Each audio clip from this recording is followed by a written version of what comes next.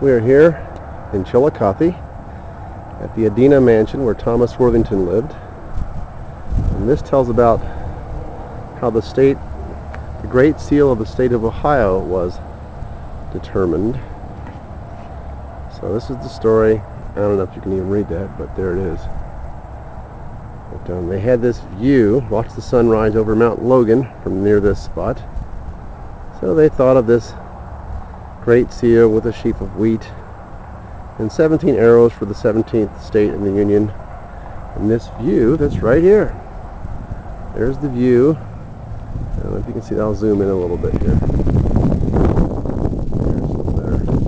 That's the view that comprises the Great Seal of the state of Ohio.